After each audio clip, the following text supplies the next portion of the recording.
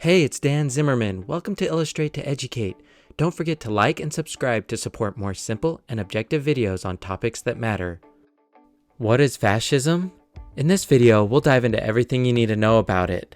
Fascism is a complex and mutable political ideology, but is typically defined as a far-right, authoritarian, ultranationalist political ideology and movement, characterized by a dictatorial leader, centralized autocracy, militarism, forcible suppression of opposition, belief in a natural social hierarchy, subordination of individual interests for the perceived good of the nation and race, and strong regimentation of society and the economy.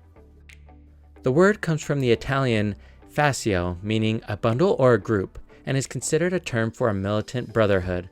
The word fasces means an axe tightly bound with sticks, an image that became a symbol of the fascist movement. The symbolism of fasces suggests strength through unity. A single rod is easily broken, while the bundle is difficult to break. Fascism came to prominence in the 1920s and 1930s in Europe.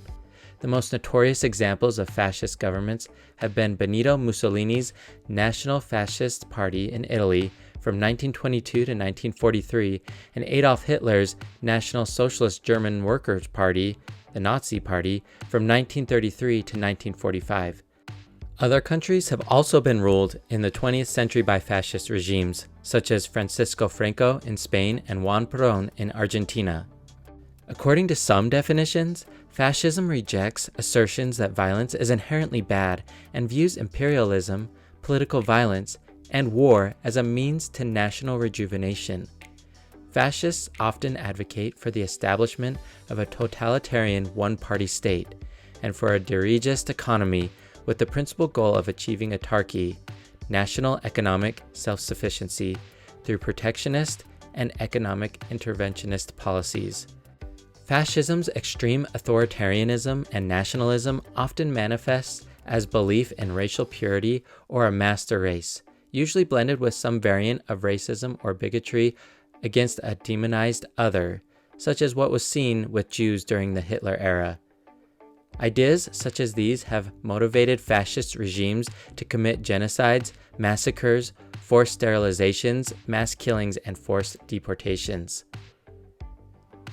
Since the end of World War II in 1945, few parties have openly described themselves as fascists.